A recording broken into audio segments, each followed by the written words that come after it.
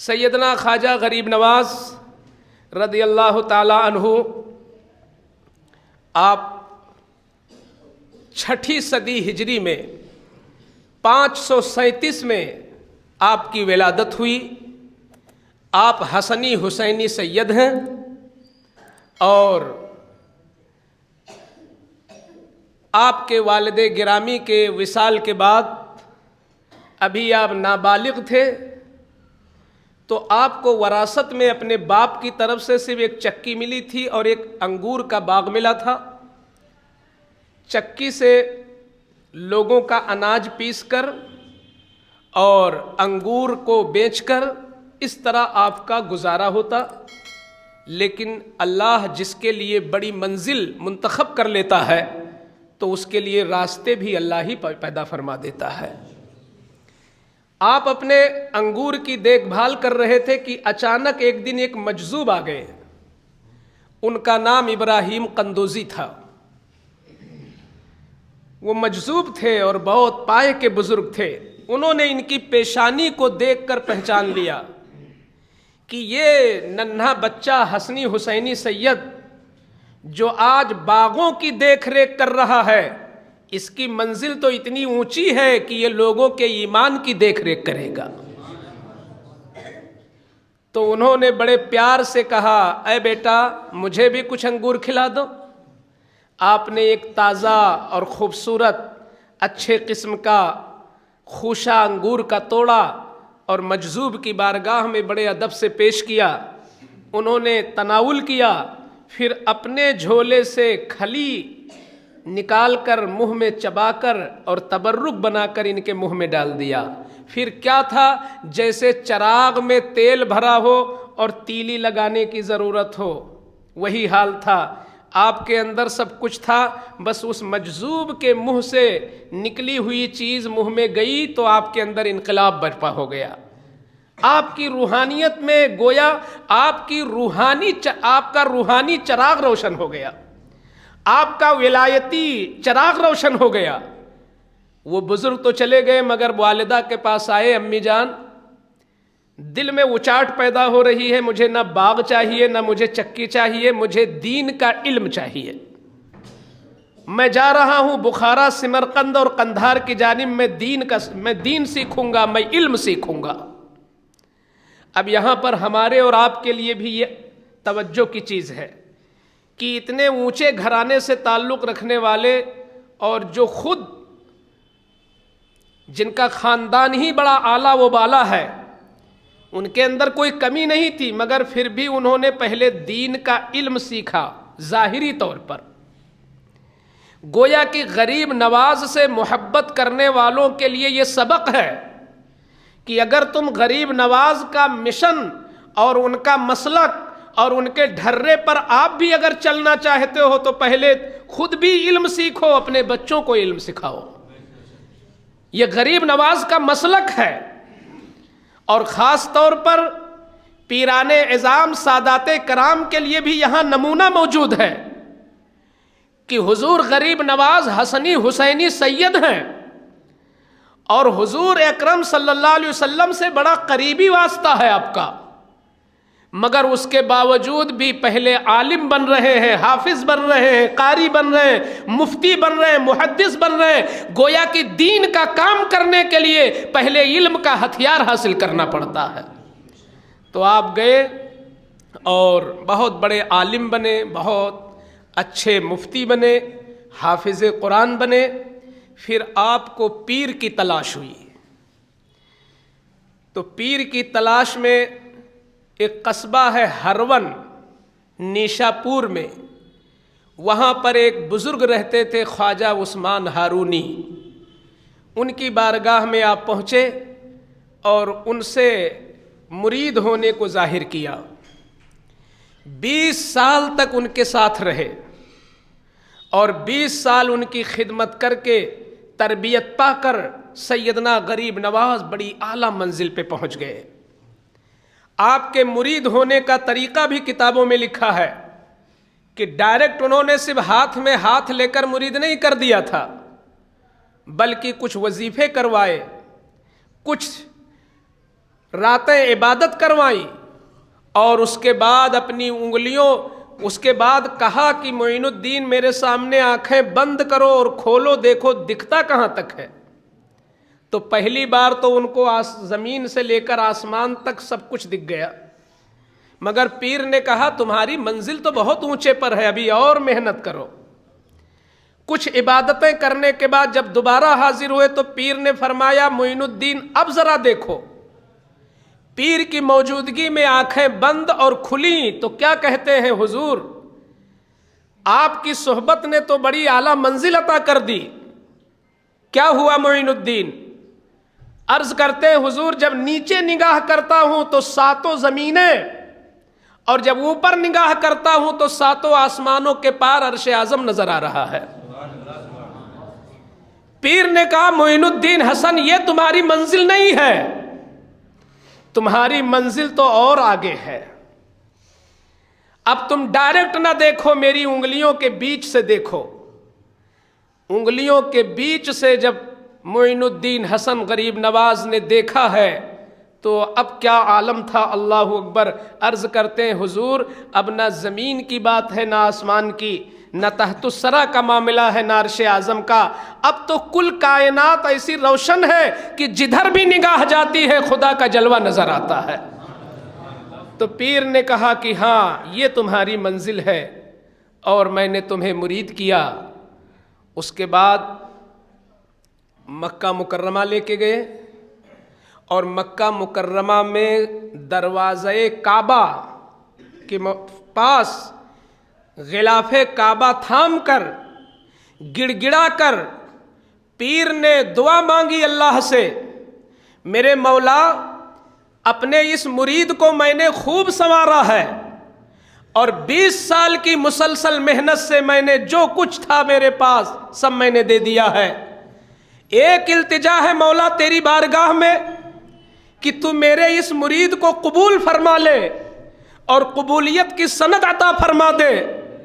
کیا زبان تھی عثمان ہارونی کی اور کیا اعتقاد تھا ان کے پیر کا، جیسے ہی یہ التجا کی گئی آواز آئی رب کی طرف سے، عثمان مبارک ہو تیرے مرید کو میں نے قبول کر لیا ہے اور اسے مقبولیت کی سند بھی عطا کر دی ہے۔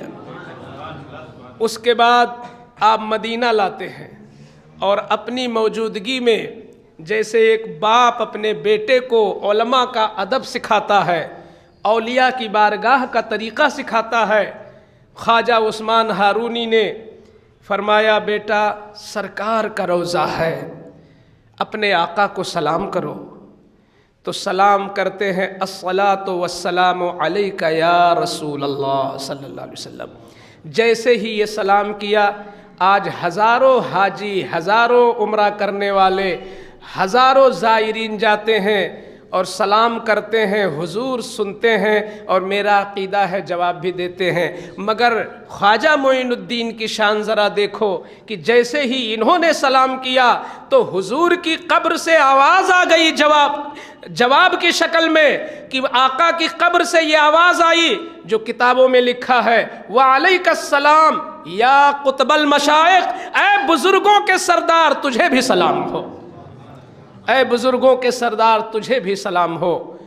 حضرات گرامی کچھ لوگ یہ سوچ رہے ہوں گے کہ آخر اس طرح کی آواز کا پہنچنا اور پھر ان کا سننا یہ تو سمجھ میں نہیں آتا، پھر نبی اور ولی میں فرق ہی کیا رہا؟ ایک طرف تو آپ یہ کہتے ہو کہ نبی بھی اس طرح کی چیزیں سنتے دیکھتے ہیں، تو حضرات میں عرض کرنا چاہوں گا قرآن پاک کے بعد ہر مسلمان کے نزدیک بخاری اور مسلم سب سے صحیح کتاب ہیں۔ ان دونوں کتابوں میں یہ حدیث موجود ہے کہ آقا فرماتے ہیں کہ اللہ فرماتا ہے لا یزال عبدی یتقرب الی بالنوافل حتی احببتہ، میرا بندہ جب نیکیاں پہ نیکیاں کرتا ہے، نفل پہ نفل پڑھتا ہے، تہجد گزاری کرتا ہے، اشراق، چاشت، تلاوت، درود، ہر طرح کی نیکیوں میں لگا رہتا ہے، حلال کھاتا ہے، اچھی رائے دیتا ہے، دوسروں کے لیے اچھی سوچ رکھتا ہے، غریبوں کی مدد کرتا ہے، صرف نیکی میں لگا رہتا ہے، تو اللہ فرماتا ہے ایک دن ایسا آتا ہے کہ میں خود اس سے محبت کرنے لگتا ہوں، اور جب میں محبت کرنے لگتا ہوں تو خود اللہ کا فرمان ہے فَكُنْتُ سَمْعَهُ الَّذِي يَسْمَعُ بِهِ، اس بندے کا کان میں بن جاتا ہوں جس سے وہ سنتا ہے، وَبَصَرُهُ الَّذِي يُبْصِرُ بِهِ، اور اس بندے کی آنکھ میں بن جاتا ہوں جس سے وہ دیکھتا ہے، وَيَدَهُ الَّتِي يَبْطِشُ بِهَا، اس کا ہاتھ میں بن جاتا ہوں جس سے وہ پکڑتا ہے، وَرِجْلَهُ الَّتِي يَمْشِي بِهَا الَّتِي يَمْشِي بِهَا، میں اس کا پیر بن جاتا ہوں جس سے وہ چلتا ہے۔ آپ ذرا غور فرمائیں یہ کس کے لیے ہے؟ یہ ان بندوں کے لیے ہے جو اپنے نوافل، اپنی تلاوت، اپنے تہجد اور اپنی نماز، اپنے روزے، اپنی نیکیوں کے ذریعے اللہ کا قرب پا لیتے ہیں، یعنی اولیاء جسے ہم کہتے ہیں۔ تو اولیاء کرام کا وہ درجہ ہے کہ آنکھ ان کی ہوتی ہے، دیکھنا خدا کا ہوتا ہے، کان ان کا ہوتا ہے، سننا خدا کا ہوتا ہے، زبان ان کی ہوتی ہے، بولی خدا کی ہوتی ہے، ہاتھ ان کے ہوتے ہیں، پکڑنا خدا کا ہوتا ہے، پیر ان کے ہوتے ہیں، چلنا خدا کا ہوتا ہے۔ جب اس فلسفے کو تم سمجھ لو گے تو تمہارے ذہن میں یہ وسوسہ نہیں آئے گا کہ کیسے شیخ عبد القادر جیلانی کہہ رہے ہیں کہ میرا مرید دنیا کے ایک کونے میں بیٹھا ہو اور میں دوسرے کونے میں بیٹھا ہوں، اور میرا مرید اگر وہیں سے پکار لے تو وہیں سے بیٹھے بیٹھے میں اس کی مدد کر لیتا ہوں، اس لیے کہ ہاتھ تو غوث اعظم کے ہیں مگر طاقت خدا کی طرف سے ہے، اور خدا کی طاقت کی کوئی حد نہیں ہے، تو یہ اللہ کی طرف سے ہوتا ہے۔ تو اولیاء کرام کا پاور یہ خدا کی طرف سے۔ مولانا روم نے اس موقع پہ بڑی اچھی بات کہی ہے۔ مولانا روم فرماتے ہیں کہ اس فلسفے کو سمجھنا ہو کہ اولیاء کا معاملہ الگ ہے اور ہم لوگوں کا، عوام کا معاملہ الگ ہے، اس کو یوں سمجھو۔ فرماتے ہیں کہ کام نیکا بر قیاس خود مگیر، در نوشتن یکساں است شیر و شیر۔ فرماتے ہیں کہ نیکوں کا معاملہ کبھی اپنے اوپر قیاس مت کرنا، یعنی اولیاء کرام کے حالات اور ان کے معاملات کو اپنے معاملات سے نہ تولنا، کیونکہ فرماتے ہیں کہ لکھنے میں شعر اور شیر ایک ہی طرح تو ہے۔ اگر ایک اردو پڑھنے والے بچے سے کہو کہ بیٹا ذرا لکھو شعر، اور اس سے پھر کہو لکھو شیر، تو ایک ہی طرح تو لکھے گا، شین یہ را ایک ہی طرح لکھے گا۔ لیکن مولانا روم فرماتے ہیں دیکھو دونوں کے معنی میں کتنا فرق ہے، لکھنے میں سیم مگر معنی میں اتنا فرق ہے کہ شیر کے معنی ہے دودھ اور شیر کے معنی ہے جنگل کا درندہ۔ دودھ کو انسان خود کھاتا ہے اور درندہ انسان کو کھاتا ہے، دونوں ایک ہے شیر اور شیر، مگر ایک وہ ہے جسے انسان کھا لیتا ہے اور ایک اس میں سے وہ ہے جو انسان کو خود کھا جاتا ہے۔ تو فرماتے ہیں جیسے شیر اور شیر دیکھنے میں ایک ہیں مگر زمین اور آسمان سے زیادہ فرق ہے دونوں میں، ایسے ہی یہ خواجہ غریب نواز، غوث اعظم جیلانی، شاہ مینا لکھنوی، حاجی وارث علی، سرکار مسولی، سلطان الشہداء سیدنا سالار مسعود غازی، سیدنا معروف کرکی، سری سکتی، جنید بغدادی، یہ جو اولیاء کرام ہیں دیکھنے میں ان کے ہاتھ بھی تمہارے ہی ہاتھ کی طرح ہیں، دیکھنے میں ان کی آنکھیں بھی تمہارے ہی آنکھوں کی طرح ہیں، ان کے کان بھی تمہارے ہی کان کی طرح ہیں، مگر فرق اتنا ہے کہ تو دیکھتا ہے تو 1 کلومیٹر جانے کے بعد تیری نگاہ رک جاتی ہے، مگر اللہ کی عزت کی قسم میرے غریب نواز ہزاروں من مٹی کے نیچے لیٹے ہیں مگر وہ وہاں سے بیٹھ کر ہم غلاموں کو یہاں سے دیکھ رہے ہیں۔ تو کان ان کے بھی دیکھنے میں ہماری طرح ہے، کام الگ الگ ہے، کام الگ الگ ہے، اس لیے ان کو اپنے پر نہیں قیاس کرنا ہے۔ سرکار غریب نواز کو جب آقائے کریم نے بھی قبول کر لیا تو بشارت دیا رات میں، معین الدین حسن میں مکہ میں بھیجا گیا، اور مکہ کی زمین بڑی سخت تھی، کفر سے بھری تھی۔ اے میرے پیارے بیٹے، میں نے تمہیں پاور بخش دیا ہے، تمہارے لیے بھی ایک سخت زمین کا میں نے انتخاب کیا ہے، وہ ہے ہندوستان کا شہر اجمیر۔ تم کو وہاں جانا ہے اور اسلام پھیلانا ہے۔ نقشہ بھی دکھا دیا حضور نے، اور پھر سیدنا غریب نواز وہاں سے چلتے ہیں اپنے ساتھ چند اپنے ساتھیوں کو لے کر۔ سید فخر الدین کا نام آتا ہے، جو آپ کے پیر بھائی تھے، وہ بھی آپ کے ساتھ میں تھے۔ وہ وہاں سے چلتے ہیں اور راستے ہی میں اتنی تبلیغ کر دیتے ہیں اسلام کی، اور اسلام کو اتنا زیادہ پھیلا دیتے ہیں کہ پوری زندگی انسان محنتیں کرتا ہے، اس کا عشر عشیر نہیں کر سکتا، جو اجمیر پہنچنے سے پہلے ہی میرے خواجہ نے دین اتنا پھیلا دیا۔ ایک جگہ پہنچے تو کیا دیکھا کہ آگ جل رہی ہے، اور آگ کے شعلے آسمان سے باتیں کر رہے ہیں، اور بھیڑ ہے پجاریوں کی، اور آگ کے ارد گرد کھڑے ہیں، پیشانی ٹیک رہے ہیں، ہاتھ جوڑ رہے ہیں، بھیک مانگ رہے ہیں۔ خواجہ غریب نواز کے ساتھ ان کے ساتھی تھے، کسی ایک کو بھیجا، کہا کہ جاؤ کہہ دو کہ تھوڑی سی آگ دے دے۔ وہ گئے تو جو پجاریوں کا سردار تھا اس نے کہا کہ تم مسلمان ہو، اور یہ آگ بڑی پاک ہے، پوتر آگ ہے، کیونکہ ہم اس کی پوجا کرتے ہیں، تمہیں ہم کیسے دے سکتے ہیں؟ تمہارے ہاتھ اس لائق نہیں کہ تم لوگ اس آگ کو لے سکو، ہم اس کی پوجا کرتے ہیں، جاؤ واپس جاؤ۔ آیا چاہنے والا خواجہ غریب نواز خود وہاں گئے، اور جا کر کے سردار سے کہتے ہیں اچھا یہ آگ پاک ہے، پوتر ہے، ٹھیک ہے، یہ بتاؤ کہ تم لوگ اس آگ کی پوجا کر رہے ہو کتنے دن سے؟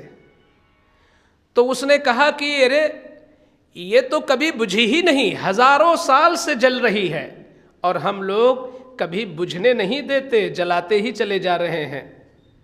تو خواجہ صاحب مسکرا کے بولے ذرا انداز تبلیغ تو دیکھو، اور یہ دیکھو کہ وجود ان کا بھی تمہاری ہی طرح تھا، مگر پاور کیسا تھا ان کا، اور جب یہ پاور مان لوگے تو خود تمہارا دل بولے گا کہ ان کے جانے کا دن ہمیں منانا چاہیے۔ کہتے ہیں کہ اس آگ کو پوج رہے ہو 1000 سال سے، تو یہ آگ تو تم کو پہچان گئی ہوگی، اور اس آگ کے دل میں تمہارے لیے رحم آ گیا ہوگا، تو یہ تو تم کو جلائے گی نہیں۔ تو اس نے کہا ارے بابا کیسی باتیں کرتے، آگ کا کام ہے جلانا، تو جو جلائے گی۔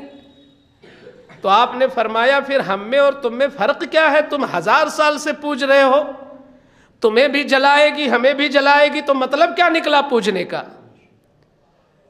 آگ اگر واقعی تم اس کے لیے اگر اتنی قربانیاں دے رہے ہو تو تمہیں نہ جلائے تو تمہیں مان لو۔ اس نے کہا نہیں، یہ سب کو جلائے گی۔ اب خواجہ صاحب کے اندر جلال پیدا ہوا، ارشاد فرماتے ہیں تمہیں جلائے گی کیونکہ تم پوجتے ہو، ہمیں نہیں جلائے گی کیونکہ ہم اس کے مالک کو پوجتے ہیں، یہ ہمیں نہیں جلائے گی۔ اور ایک چھوٹے سے بچے کو لے لیا ایک ماں کے گود سے، اور جلال ولایت میں اندر چلے گئے، اور کچھ نہیں پڑھا، صرف اتنا ہی پڑھا یا نارو کونی بردم و سلامن علی ابراہیم۔ وہی دعا جو سیدنا ابراہیم خلیل اللہ کو جب نار نمرود میں ڈالا گیا، جس کی برکت سے وہاں آگ سرد ہوئی، گل و گلزار ہوئی، خواجہ صاحب لے کے بچے کو کودے تو وہ عورت چیخ اٹھی۔ اس عورت نے کہا بابا جی تمہیں اپنا نہیں خیال تو کیا میرے بیٹے کا بھی نہیں خیال؟ میرا بیٹا جل گیا، اب نکالو اس بابا کو۔ ماں کی آواز کو بچے نے سنا تو وہیں سے کہا امی گھبرانے کی کوئی ضرورت نہیں ہے، یہاں گرمی نہیں ہے، یہاں تو پھولوں کی مہک محسوس ہو رہی ہے۔ خواجہ صاحب باہر نکلے تو ہزاروں کی تعداد میں جتنے پجاری تھے اور علاقے میں جتنی شہرت ہوئی، سب کے سب ایک ہی دن میں مسلمان ہو گئے۔ اور وہ جو پجاریوں کا سردار تھا جس نے کہا تھا یہ آگ پوتر ہے نہیں دیں گے، وہ تو خاص طور پر آپ کا خادم ہو گیا اور آپ کے ساتھ چل دیا. خواجہ صاحب کی تربیت میں چند دن رہا تو نظر محبت اٹھی، اسے ولی بنا دیا، اور تاریخ میں لکھا ہے کہ ان کا بھی مزار اجمیر ہی میں ہے، وہ ولی ہو گئے. اس طریقے سے آپ اجمیر شریف میں آئے. کہیں بھی اللہ اکبر کی آواز نہیں آ رہی تھی. اللہ اللہ کی صدا سننے کے لیے کان ترس چکے تھے. خواجہ صاحب کے آنے سے آپ نے تمام تر سنا ہوگا کیسے کیسے آپ نے کام کیا. اور پرتھوی راج جس کی وہ راجدھانی تھی، دارالسلطنت تھا اجمیر، وہ خاص طور پر سیاست کا اور کفر کی سیاست کا مرکز بنا ہوا تھا اجمیر. وہیں پر حضور نے اپنے بیٹے کو بھیجا ہے. اللہ نے حضور کو مکہ میں بھیجا. مکہ سخت زمین کا نام ہے، اور ہندوستان کی سب سے سخت زمین اجمیر تھی. وہاں پر سرکار کے محبوب شہزادے تشریف لائے ہیں. مگر آپ کے آنے کے بعد اب کوئی عاشق ہے جو صرف اجمیر کہے؟ جہاں پر شرک ہی شرک تھا، قدم خواجہ کی برکت سے اب اجمیر نہیں، اجمیر شریف بن گیا ہے. اعلیٰ حضرت سے سوال ہوا کہ اگر کوئی اجمیر ہی کہے، اجمیر شریف نہ کہے تو اعلیٰ حضرت عظیم البرکت ارشاد فرماتے ہیں کہ اگر وہ جان بوجھ کر اس نیت کے ساتھ شریف نہیں لگاتا کہ وہاں خواجہ معین الدین اجمیری کا مزار ہے اور اس مزار کے ہونے سے کوئی مطلب نہیں وہاں پہ، اور اس مزار کی نسبت سے اس مقام کا کوئی درجہ نہیں ہے، اس لیے میں نہیں لگاؤں گا، تو فرماتے ہیں کہ وہ اللہ کے ولیوں کا دشمن ہوا. اور اللہ فرماتا ہے جو میرے ولی سے دشمنی کرے میں اس سے جنگ کے لیے تیار ہوں. تو فرماتے ہیں وہ گمراہ ہے، بد مذہب ہے، جو اس نیت سے نہ لگائے کہ خواجہ کی مزار ہے. اور اگر یوں ہی غفلت میں کوتاہی میں نہیں لگی تو کوئی بات نہیں، لیکن جان بوجھ کر کہ مزار خواجہ ہے اس لیے میں کیوں لگاؤں، اس مزار سے کیا مطلب، اگر اس نیت سے کوئی نہیں لگاتا تو وہ گمراہ ہے. یہ حضور خواجہ غریب نواز کے قدموں کی برکت سے ہوئی. آپ نے وہاں پر رہ کر کے 97 سال کی عمر میں آپ کا وصال ہوا. کل آنے والی صبح کو مثلاً آپ کی روح نکلنی ہے صبح کے وقت میں، تو ایک دن پہلے ہی سے شام ہی کو آپ نے دروازہ بند کر لیا اور پوری رات اللہ اکبر اللہ اس طریقے سے آوازیں آتی رہیں تسبیح تحلیل کی. پھر جب صبح ہو گئی، اجالا پھیل گیا، تو آپ چونکہ فجر کی اذان ہوتے ہی نکلتے تھے، آج نہیں نکلے. لوگوں نے دروازہ کھٹکھٹایا، آواز بھی کچھ نہیں آ رہی ہے، تو بمشکل تمام دروازہ توڑا گیا. جب دروازہ توڑا گیا تو کیا دیکھتے ہیں کہ یہی چھٹی شریف ہے، رجب کی 6 تاریخ ہے، آپ کا وصال ہو چکا ہے.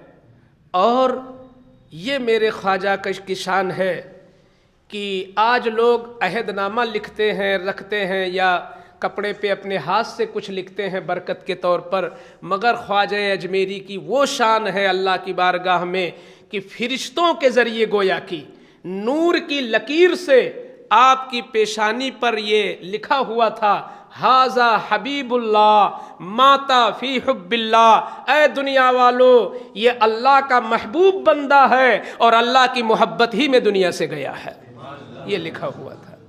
آپ کا وہیں پر مزار اقدس ہے، اور اس وقت سے لے کر آپ پورے ہندوستان میں جس کو ولایت کی سرداری حاصل ہے وہ غریب نواز ہیں، اور پورے عالم میں جس کو ولایت کی سرداری حاصل ہے وہ سرکار بغداد ہیں، حضرت سرکار غوث اعظم ہیں. مگر ہندوستانی سطح پر سرداری خواجہ اجمیر کو ہے، اور وہی یہاں کے راجہ ہیں، وہی یہاں کے حاکم ہیں.